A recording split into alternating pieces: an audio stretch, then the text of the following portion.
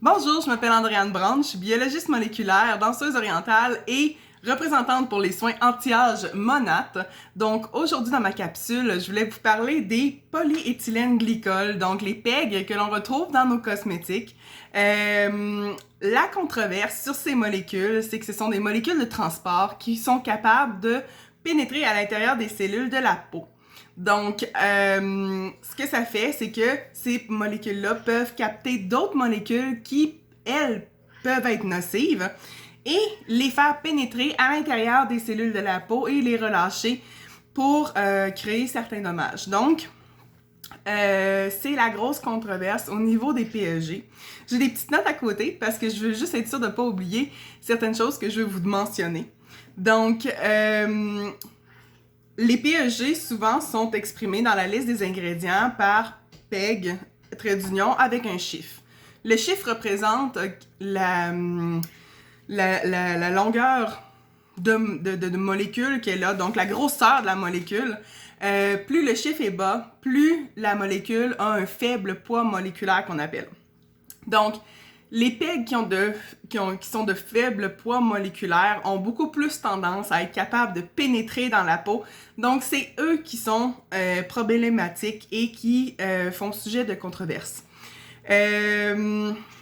Ensuite, comme je vous ai dit, c'est pas les PEG qui sont toxiques, mais bien leur fonction parce qu'ils peuvent faire pénétrer des molécules qui, elles, peuvent être toxiques.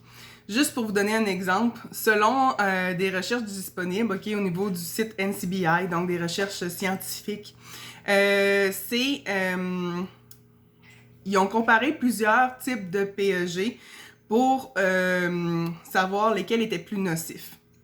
Je vais vous en parler d'un en particulier, donc son nom au complet, c'est le triisostéarate de glycéryl. C'est la seule fois que je vais le mentionner dans cette capsule. C'est le PEG20.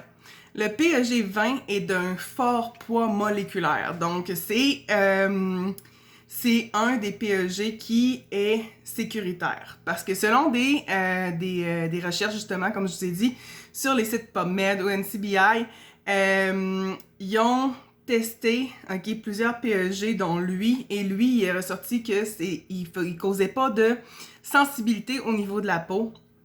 Il fallait 2000 mg par kilogramme de poids corporel avant de faire des effets nocifs sur les personnes.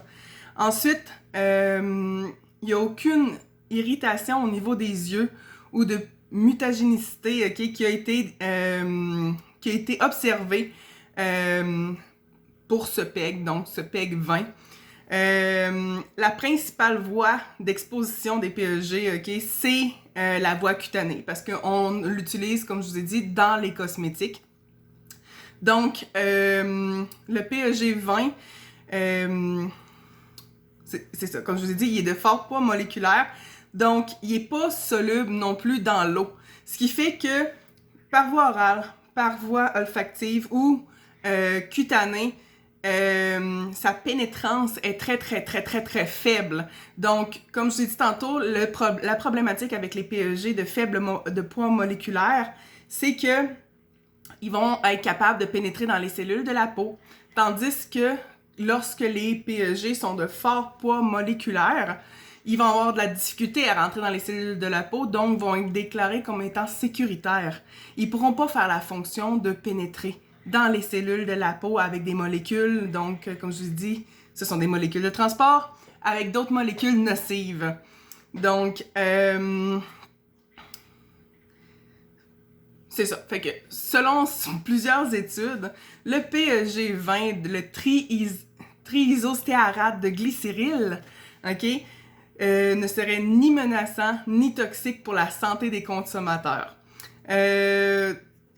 Donc, c'est un PEG qui a, comme je vous ai dit, un haut poids moléculaire, qui a une pénétrance très faible au niveau de la peau, donc qui ne fera pas son rôle. Fait que le PEG20 est un PEG qui est déclaré sécuritaire. Donc, vous n'avez pas à avoir d'inquiétude à utiliser des produits qui ont du PEG20 dedans. Quand on descend dans les poids moléculaires, par contre, là, on peut se poser un peu plus de questions quand on parle du PEG7 ou du PEG12, qu'on retrouve le plus souvent dans les produits cosmétiques. Donc, c'était ma petite capsule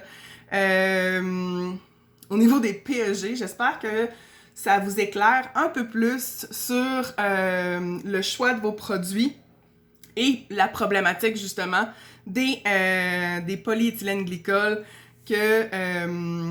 puis que j'ai répondu à quelques questions. Donc, sur ça, je vous souhaite une belle soirée ou une belle journée, peu importe. Et n'oubliez pas de briller les diamants. Bye bye! Monate, we are modern nature.